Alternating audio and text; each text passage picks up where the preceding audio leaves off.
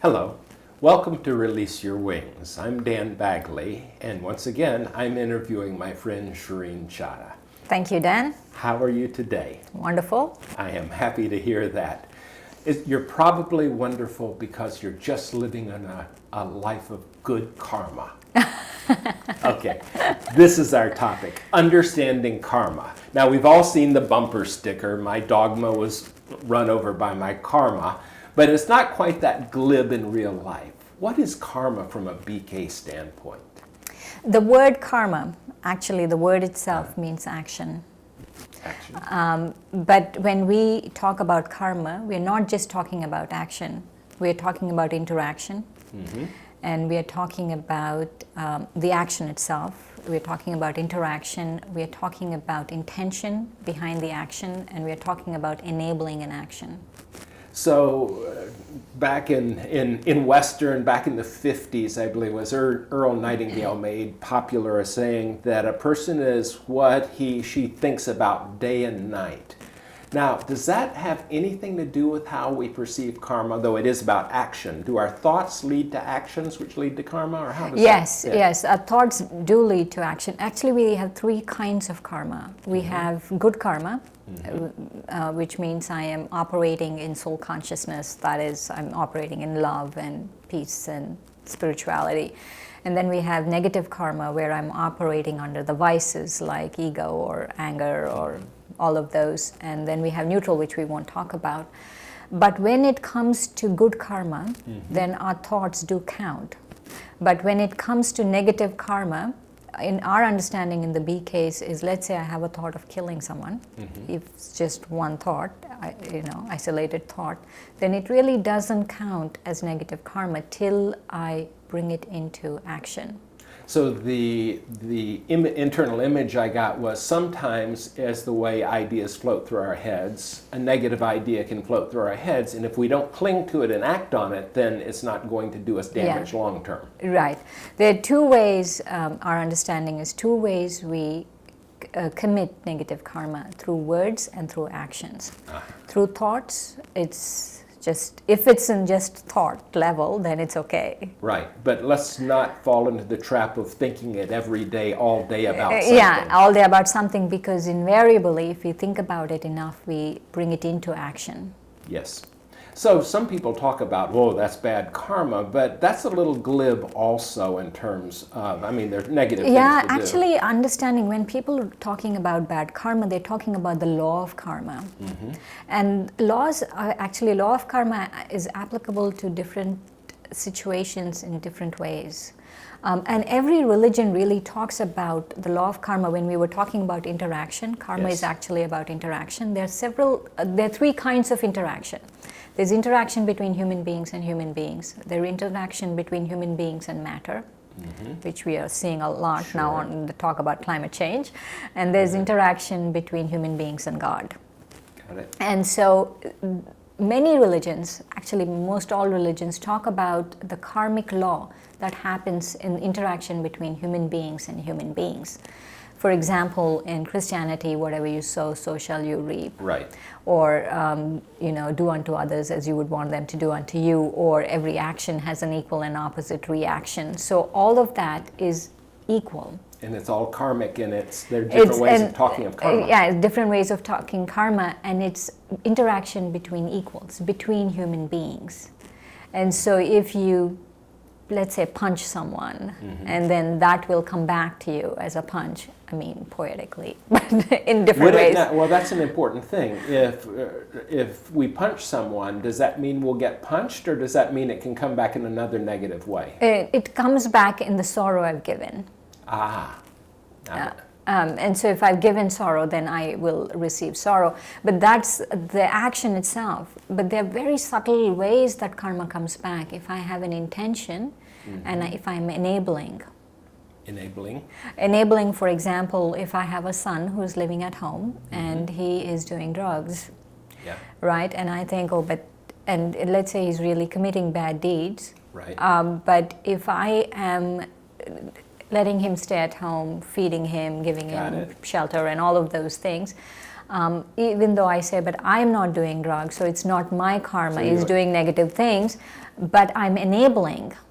And so that actually, even if my intention is, oh, I love my son and I need to take care of my son, even if my intention is good, enabling preempts intention. Now here, this is something that tells me that that is almost a cry for going for activism, feeding the hungry, helping others. If I enable an environment to take advantage of people, if I'm not stepping up, is that creating bad karma? Yep, that's why I said the interaction of Right.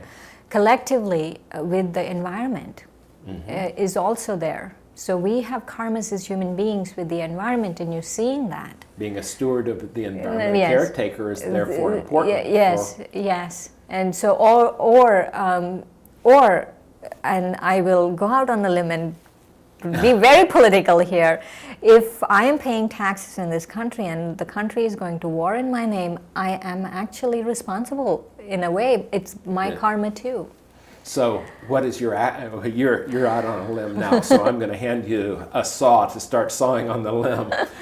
Does that mean you should not pay your taxes? No, it means that I have to do something about it, not just be Okay. a silent spectator to people using me to do things. So you can render under Caesar what is Caesar's and still have good karma if you're doing Right, something. right. No, Well, I would this- never say don't pay taxes. Yeah. It would not be good. But this is also sets up, we've sort of moved on the negative karma side of it, but there's also, I mean, that's only seeing half the show. The other half is creating a good karmic response, a good response that gives us Yes, good karma. yes. Good karmas are really important. Many times I feel karmic laws, whatever you do, actually karmic laws transcend national boundaries. The same karmic law that applies to me here applies to whoever is in Africa and whoever is in India. It doesn't matter. It's universal. And the karmic law is if I act in my goodness, if I act in my love, if I act in my peace, if I act in my bliss, if I act from those sources, and I'm enabling people to emerge those things in themselves, or if I'm really enabling people to have a good connection with the higher power and transform their lives, then I am performing good karma. Okay, good. So most of our effort, I would think, would be focused on the how do I generate more good karma than how do I avoid, or how do I, not to focus on bad karma, but basically focus on being a good person who shares good thoughts, good deeds with others. Is that? Yes, yes. So even this good thought, good deeds, because people think that intention is like the be all and end all. It seems like a very new agey thing, or my intentions are right, or are your intentions right? It's not enough. Aha. And so that's something even in good karma, I want to stress that intentions are not enough. You know, So- there is a saying, road to hell is paved with good intentions. And so intentions are not enough. I have to make sure the end result is good. So that, I think that's very important, because sometimes we can have the best intentions and do pretty awful things. I've seen people in how they discipline children. Right. Is being brutal with children with just wanting them to be better kids. Right. Or spanking at the right time, even Yeah. though it doesn't seem right at that time. That- Actually, I wouldn't suggest spanking anyone. yeah, I was going to say, I don't think I could get It's behind. not a good idea, but the end result, you have to make sure that the end result is good. So that's what you're looking for, is what is the end result. Yes, within that you this. have to see, you have to be far-sighted in karma. You know, let's say someone on the road is asking you for money.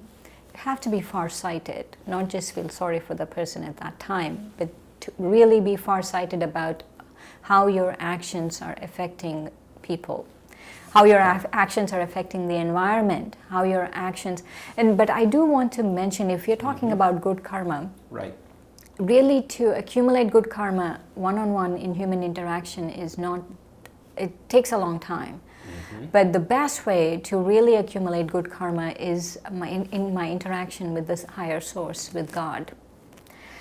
And I feel the law of karma in that interaction between human being and God is different from the law of karma. It's a one-time return. Whatever goes around comes around in human beings and human beings.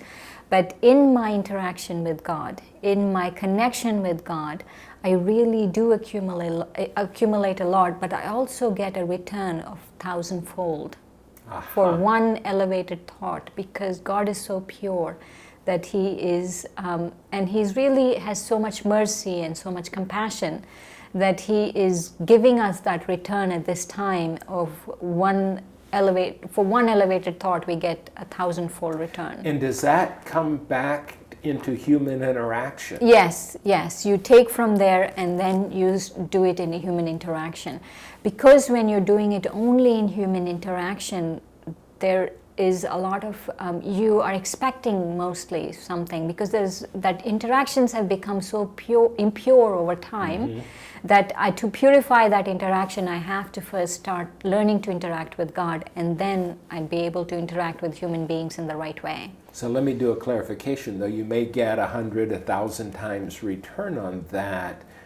The purity of thought with God of itself in that moment is its own reward, I would think. Yes. It isn't just so I get extra points that I can use down on earth.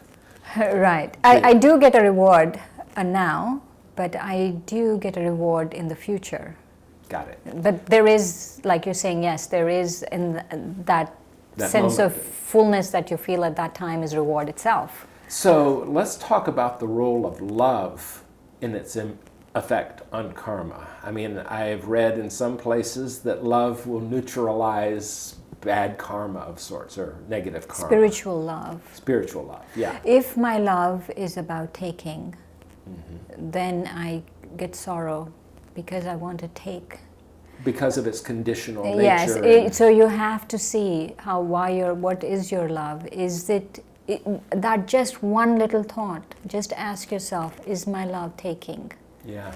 And if I'm taking sorrow, if I'm expecting something from someone or anyone, if I'm taking in any way, then it is not fully pure. So it has to be pure spiritual love will, of course, heal anything. Yeah. So in that case, then, someone who feels that I did something years ago and now I am condemned by that, probably self and other forgiveness is, I would guess, is part of the undoing the karma, dissolving the karma. And part of it is pure love of self, of everyone involved, and tied in with the remedial action of forgiveness. Is that somewhere in the right direction? Yeah, and going back to our recent episode, Understanding Myself, to really understand yourself and to really understand God and to have that deep connection really heals it. It's not just my love that heals, it's God's love also heals. So we can be forgiven our sins of sort, our karmic paybacks, as we learn to spend more time in love, spiritual first, and then that transcends down to where we are on this planet. Wow. We were joking ahead of time on how much of your time that you have, how many times you've explained karma in discussions. Is there one cogent point, one important thing you would like to tell somebody about karma? Yes, I want to stress back on this point that when I am connecting with a higher power, when I'm connecting with God, my karmic return is 1,000-fold. And so to really make it a priority in my life, to understand that there is a burden, there's an account of debt, of karma on our heads, on everyone's head. That's why we are experiencing what we are experiencing. It's no one's fault. But to really be able to mitigate that debt with that connection with God. So that means, since it's 1,000-fold, that doesn't mean once every 3 years or so. That means every day. Every day. It's a lot of debt. So every day we'll take care of it. You have no idea how much in debt you are. Well, the nice thing to know is through love, through forgiveness, through meditation with an open heart and connecting with our source, then our karmic load is lessened on a moment-to-moment, everyday basis. Yes, Dan. Good. Thank you, Sheree. Thank you, Dan. And thank you for joining us. Goodbye.